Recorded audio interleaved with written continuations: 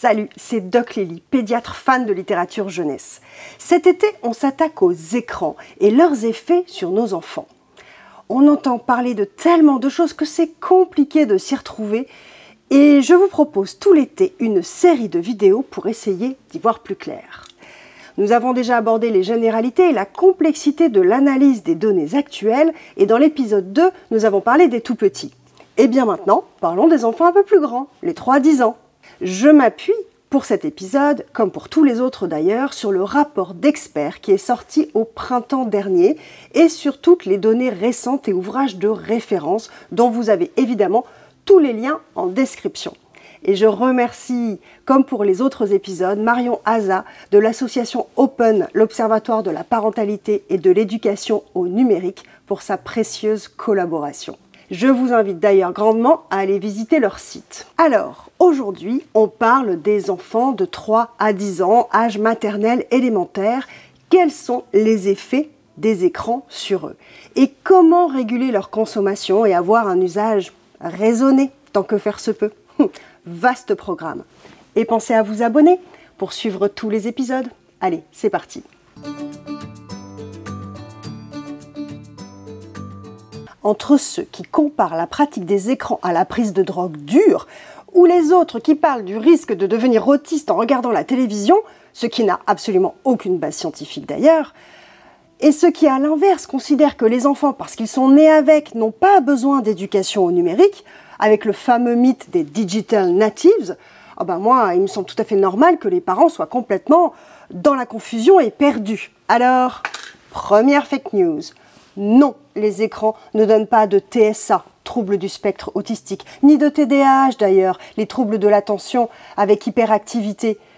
Les médecins spécialistes nous ont bien expliqué que ces troubles sont des troubles du neurodéveloppement intrinsèques au développement cérébral et qu'ils ne sont pas causés ni par l'environnement, ni par les choses qu'on pourrait faire avec eux. Ils ne sont pas induits.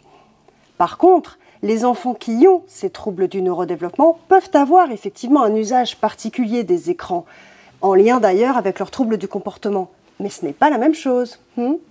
Et deuxième fake news, non, il n'y a pas à proprement parler d'addiction aux écrans, au vrai sens du terme de la pathologie addictive.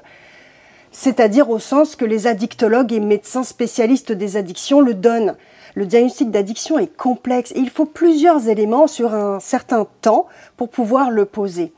Attention aux raccourcis qu'on peut faire. C'est un peu comme quand on dit qu'on a la grippe dès qu'on a un peu de fièvre. Vous voyez? Bon, eh bien parler d'addiction concernant les écrans, c'est extrêmement compliqué et en réalité, ça concerne que très peu de personnes. Par contre, les méthodes utilisées par les développeurs des réseaux sociaux et les concepteurs de jeux vidéo, par exemple, sont addictogènes. Ça, oui, parce que justement, ils nous incitent à consommer un peu comme les bonbons à la caisse du supermarché pour les enfants. Vous voyez ce que je veux dire? Une fois ces bases posées, il faut aussi sortir du seul temps d'écran et prendre en considération l'usage que l'on en fait et bien sûr les contenus. Évidemment, cela n'est pas comparable de laisser un enfant seul, passif devant un écran, que de jouer avec lui à un jeu vidéo, regarder un film en famille ou faire d'ailleurs une visio avec les grands-parents. Ce qui pose problème, c'est l'écran trop souvent, trop longtemps, mais surtout non accompagné. Et au contenu inadapté à l'âge et à la sensibilité et la maturité de chaque enfant. Et quand on dit trop longtemps, c'est toujours en comparaison avec les autres activités. Les temps d'écran doivent être une activité comme une autre en fait, et pas à la place d'eux. Il y a aussi le sport, les activités culturelles, plein d'autres choses, la lecture évidemment. L'écran ne doit pas prendre toute la place. Les études montrent effectivement des associations entre surexposition aux écrans, dont soit, comme on vient de le dire, un très grand nombre d'heures avec un déséquilibre net par rapport aux autres activités, et des associations donc avec un ralentissement des acquisitions du langage, par exemple, une altération des capacités d'attention, une diminution des capacités d'autonomie et des habiletés sociales. Mais en fait, il n'y a pas de lien de causalité qui soit clair. Et les études, comme je vous l'ai bien expliqué dans le premier épisode, prennent en compte essentiellement la télé et moins finalement les écrans interactifs et nomades. Et l'impact n'est probablement pas tout à fait le même. Nous avons vu dans l'épisode 2 l'importance des interactions dans le développement de l'enfant et de la relation parent-enfant. Un enfant a besoin de sécurité, d'attention de la part de ses parents et de la disponibilité de la part des adultes qui s'occupent de lui, pas que les parents d'ailleurs. Et toutes ces figures d'attachement. Ça permet de le soutenir émotionnellement, de valoriser toutes ces découvertes, ces expérimentations et de lui permettre de devenir de plus en plus autonome. Le caractère interactif d'un écran stimule l'intelligence intuitive, l'observation, la formulation d'hypothèses, la capacité d'anticipation, la créativité aussi, ou la réflexion stratégique. Et associé à un accompagnement d'un adulte en co-visionnage, cela, oui, peut avoir des effets positifs sur les apprentissages et le transfert de connaissances, relativisant.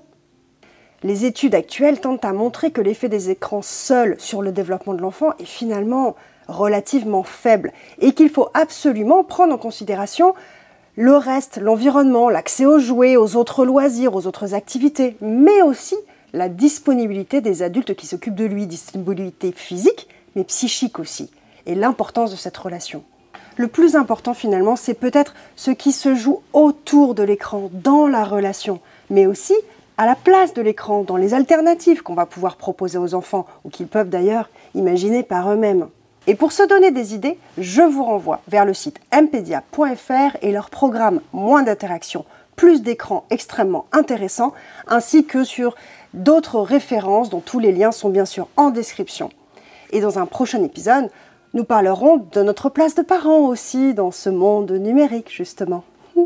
Nos enfants sont nés dans un monde numérique et les écrans sont partout, à la maison, à l'école, dans l'espace public et surtout dans les mains des adultes et des parents, de tout le monde quoi. D'ailleurs, c'est bien nous les parents qui leur mettons les écrans dans les mains à nos enfants. Ils ne l'achètent pas tout seuls. Aujourd'hui, l'âge moyen d'acquisition d'une console de jeux vidéo ou d'une tablette est de 8 ans, d'un téléphone de 9 ans et d'un smartphone, c'est-à-dire avec connexion Internet et possibilité de réseaux sociaux, 11 ans. Et c'est comme tout, les enfants ont besoin d'apprendre à se servir de ces outils. Sauf qu'informer sur quelque chose qu'on connaît mal, c'est pas facile. Et si on veut accompagner nos enfants dans ce monde numérique, eh bien, il y a quand même quelques données à connaître pour ne pas tomber dans certains pièges et avoir conscience de certains enjeux pour les leur expliquer et poser peut-être des limites. Les études ont montré qu'un enfant entre 3 et 6 ans passait en moyenne 2 heures par jour devant un écran et entre 2 heures et 3 heures pour les enfants un peu plus grands entre 6 et 10 ans. Et que chaque foyer français possédait en moyenne 10 écrans. Ça fait peur, hein? Mais réfléchissez, vous verrez, on y arrive très très vite. Les seules données sur lesquelles tout le monde s'accorde sont celles sur le retentissement et les effets négatifs, directs ou indirects des écrans sur le sommeil, la sédentarité et l'activité physique, avec le risque de surpoids, voire d'obésité, et en cascade, toutes les pathologies qui peuvent en découler, comme par exemple les maladies cardiovasculaires. Ainsi que sur la vue. Sur le manque d'activité physique, il est clair aussi que la crise Covid, avec les différents confinements et les fermetures des différentes salles de sport, n'ont absolument pas aidé. On est bien d'accord. Chez les enfants, le sommeil joue en outre un rôle capital pour l'ensemble du développement et intervient de façon cruciale, notamment dans les processus de mémorisation, dans la mobilisation des capacités attentionnelles et dans la régulation des émotions. Mais aussi dans les processus métaboliques, endocriniens, immunitaires.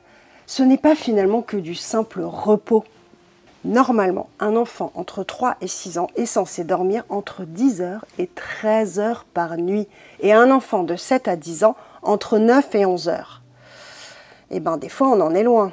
Et globalement, les enfants manquent de sommeil, avec pour conséquence des difficultés d'apprentissage, un ralentissement sur l'attention, une moins bonne mémorisation, moins de concentration, et le risque de survenue d'autres maladies à moyen ou à long terme. C'est pas anodin en fait.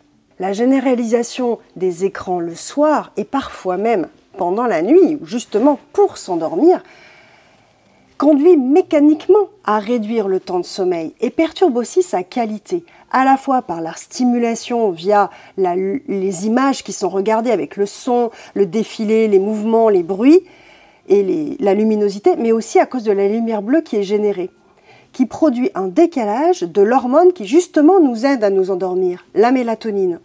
Bon, après, c'est un peu comme une grosse bataille de guillis avant de dormir. Ça marche pas pour s'apaiser et s'endormir. Donc pour une bonne hygiène de sommeil, il faut du temps calme et si possible sans écran dans les 2 heures qui précèdent l'endormissement. Donc le mieux, c'est déjà que l'écran ne soit pas dans la chambre de l'enfant et qu'il vaut mieux lire un bon livre, évidemment. Autre donnée qui est assez claire, les enfants ne sont plus assez actifs et sont trop sédentaires, avec un risque important de surpoids, voire d'obésité, et avec toutes les conséquences sur la santé que cela peut avoir. Il y a déjà globalement une diminution des activités physiques chez les enfants, et forcément, si en plus de ça, on rajoute beaucoup de temps passé sur l'écran, ça n'aide pas. Et manger devant un écran non plus. Parce que le fait de manger devant un écran va happer l'attention de l'enfant qui va alors manger plus par automatisme, par réflexe et qui ne va pas prendre le temps, déjà, 1, de découvrir ce qu'il y a dans son assiette et 2, de discuter avec les gens qui sont autour de lui. Or, les repas, et on l'a déjà vu dans le 2e épisode, sont un moment de convivialité et d'échange en famille qui renforce les liens et favorise aussi justement la communication et développe encore plus le langage. Alors, éteignons nos écrans pendant le repas et discutons. Sauf que ça vaut pour tout le monde, on est bien d'accord. Les enfants, mais les adultes aussi. La lumière bleue semble également impliquée dans le risque de myopie qui est en très forte augmentation chez tous les enfants au niveau mondial. Les activités régulières en plein air, exposant justement à la lumière naturelle avec une vision possible de loin, prévient la survenue de la myopie. Et c'est une mesure extrêmement efficace. Et en plus, ça nous fait faire un petit peu d'activité physique et de sport, alors c'est tout bénef, profitons-en. Il y a d'autres risques qui sont soulevés, mais aujourd'hui, on n'a pas assez de données et des recherches supplémentaires sont nécessaires pour en savoir un peu plus et peut-être que dans les prochaines décennies, nous y verrons encore plus clair. Ce qui nous intéresse plus, c'est l'effet des écrans sur le développement cognitif et neuropsychologique de nos enfants. Et en fait, sur ça, c'est beaucoup plus compliqué de tirer des conclusions claires et pertinentes, et nous avons vu pourquoi dans le premier épisode. Je vous invite à aller le regarder. Les études montrent en effet des associations entre des effets négatifs sur le neurodéveloppement et la surexposition aux écrans, mais finalement pas réellement de lien de causalité, parce qu'il y a bien d'autres facteurs qui sont intriqués et qui rendent l'analyse d'autant plus complexe, comme l'environnement, les alternatives qui sont proposées à l'enfant, et le niveau socio-économique. Finalement, on ne peut pas vraiment dire que les écrans en eux-mêmes sont nocifs ou toxiques pour le développement cognitif. Mais le principe de précaution incite à limiter quand même le temps d'écran chez les moins de 6 ans. Et je ne parle pas ici de l'utilisation du support numérique pour les enfants à besoins particuliers pour lesquels cela peut être un véritable outil de prise en charge et de compensation du handicap. On est bien d'accord. Et puis, il faut faire aussi attention à notre propre consommation d'adultes. La technoférence, comme on l'appelle, désigne justement l'interférence de l'écran dans la relation entre l'enfant et l'adulte qui s'occupe de lui, le parent, mais aussi le professionnel. Relation qui est coupée par la distraction de l'adulte par l'écran. Sauf que l'enfant, et pas que le tout petit, même à cet âge-là, il a besoin de ces interactions, il a besoin de cette attention que l'adulte lui porte, qui est un support indispensable à la communication, au soutien de ses acquisitions, de ses apprentissages, mais aussi répond à son besoin fondamental de sécurité et d'attachement. Et puis, on ne donne pas vraiment le bon exemple. Si on est scotché à son téléphone, ça va être difficile de lui expliquer que lui ne doit pas y être. Les écrans peuvent être un formidable outil d'apprentissage par son ouverture sur le monde, qu'il propose l'accès à des informations et des données incroyables. Mais l'enfant entre 3 et 10 ans a besoin d'être accompagné et le laisser seul peut comporter des risques, notamment d'ailleurs s'il tombe sur des contenus qui sont inappropriés, voire qui peuvent le choquer. Propos sexistes, propos haineux, violence, pédophilie, pédocriminalité, pornographie, avec l'impossibilité pour lui d'y mettre du sens et de prendre un peu de recul, et avec une énorme charge émotionnelle qui peut complètement l'envahir. Alors, il vaut mieux être avec lui ou pas très loin, pour être aussi attentif à leur réaction, débriefer ce qu'il a vu, qu'il puisse exprimer ses ressentis, déconstruire en direct certains propos qu'il a entendus ou certaines représentations ou stéréotypes. L'Open a d'ailleurs fait un document extrêmement intéressant sur ce point et l'utilisation des écrans en famille, et vous avez tous les liens en description bien sûr. Alors 1. On respecte les âges indiqués sur les contenus et les programmes, les films et les jeux vidéo. Mais on adapte aussi à la sensibilité de chacun. Et ça, il n'y a que les parents pour savoir. 2. On en discute et on garde le dialogue ouvert. Et 3. On anticipe en abordant toutes ces thématiques en amont. Parler de racisme, de solidarité, parler d'intimité, de pudeur, de consentement, des stéréotypes de genre, avant qu'Internet ne le fasse. Et je vous renvoie évidemment sur les vidéos avec les livres qui peuvent vous aider. Justement, aborder ces sujets, oui, délicats, mais ça peut leur permettre de garder un peu de distance le jour où, potentiellement, ils tomberont sur certaines images. Et puis, quand on parle de consentement et d'intimité, il faut aborder aussi l'identité, l'intimité numérique. Pas facile de distinguer à cet âge-là l'espace intime de l'espace public, la notion de point de vue, de l'autre notamment, et pour pouvoir prendre du recul avec les affirmations des influenceurs qu'ils voient sur YouTube, par exemple. Pour les plus grands, il faut aussi leur apprendre à surfer sur Internet, utiliser des serveurs, des logiciels, des applications qui sont adaptées, expliquer comment faire une bonne recherche, savoir expliquer si une image, comment l'analyser, savoir parler si une image les choque. Le dialogue et la parole libérée sont la base pour prévenir et accompagner les enfants. Alors, intéressez-vous à ce qu'ils font sur les écrans, voire regardez avec eux. Ils seront d'ailleurs très contents que vous vous intéressiez à leur centre d'intérêt, même s'ils sont très différents des vôtres, on est d'accord. Et puis, il faut stimuler l'esprit critique, parce qu'en plus aujourd'hui, avec l'avènement de l'IA et des deepfakes, ça va devenir de plus en plus compliqué. Il faut expliquer les fake news, et il faut expliquer comment fonctionnent les algorithmes pour qu'ils puissent se préparer, et que tout ce qu'ils voient, c'est pas forcément vrai. Attention aussi aux images de nos enfants que nous, parents, nous partageons et nous postons sur Internet ou sur les réseaux. Sans leur consentement d'ailleurs le plus souvent. Il n'est jamais trop tard pour parler avec eux d'intimité numérique et de comment s'approprier leur image et respecter celle des autres. Pour les plus grands, on peut leur apprendre à analyser une image ou une vidéo par exemple, à aller inspecter sa source, sa fiabilité. Mais encore faut-il savoir le faire soi-même.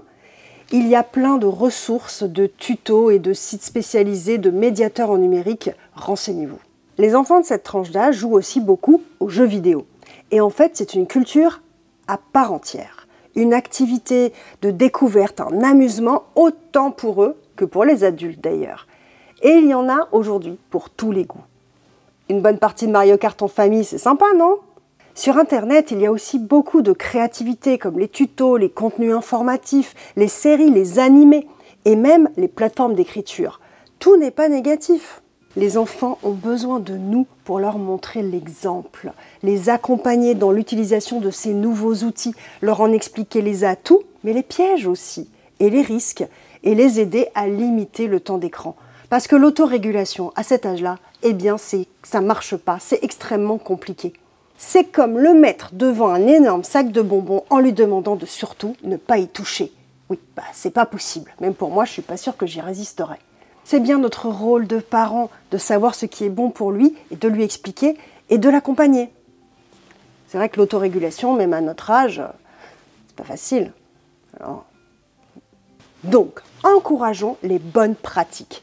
3 conseils. Apprendre l'autorégulation en fixant une durée, par exemple, pour regarder des contenus spécifiques. Pourquoi pas avec un timer. Ou gérer en programme ou en épisode en fonction du contenu avec un début et une fin. 2. Proposer d'autres activités créatives, sportives, avec du lien social. L'écran devient alors une activité comme une autre qui va s'insérer dans le quotidien des enfants. Il ne faut pas non plus que ça devienne une récompense. Et 3. Accompagnons les enfants, discutons de leurs usages, ne soyons jamais loin quand ils regardent pour pouvoir éventuellement débriefer, restons attentifs à leurs réactions, écoutons-les nous raconter ce qu'ils ont vu et nous raconter ce qu'a fait leur personnage préféré, débriefons et transmettons des informations et expliquons les enjeux en suscitant surtout leur esprit critique. Et on évite les moments clés. Je vous propose les 4 pas de Sabine Duflo qui sont assez simples. Pas le matin, pas dans la chambre, pas avant de dormir et pas pendant les repas. En conclusion, apprenons, comprenons pour transmettre ces informations à nos enfants, d'où l'intérêt d'une éducation au numérique. Et là encore, je vous renvoie vers le site de l'Open et les ouvrages de référence dont je vous ai mis les liens en description, qui pourront, je pense, vous aider, parce que moi j'y ai trouvé plein de réponses. Le rapport d'experts conclut que nous devons refuser que les enfants deviennent des marchandises, des cibles de notifications infinies, scotchées à des systèmes de récompense, pensés pour être irrésistibles, avec un temps libre qui devient fortement numérique. Nous ne pouvons accepter que leur esprit, leur temps, leur vie soient assimilables à des données monnayables. Là où le numérique peut être utile, là où il est susceptible de changer en mieux la vie des enfants, il faut l'utiliser sans risque pour leur santé physique et mentale. L'éducation au numérique et à ses usages pour nous et pour eux, pour redonner à chacun la capacité de choisir sa vie, d'agir, d'équilibrer sa vie numérique. C'est une belle conclusion, non ? Allez, dans le prochain épisode, on s'attaque aux ados. Vous l'attendez celui-là. Et ensuite, on verra comment se positionner en tant que parent et quelles sont les recommandations qui aujourd'hui... Allez, vous voyez, moi aussi j'essaye de vous garder connectés. À la semaine prochaine!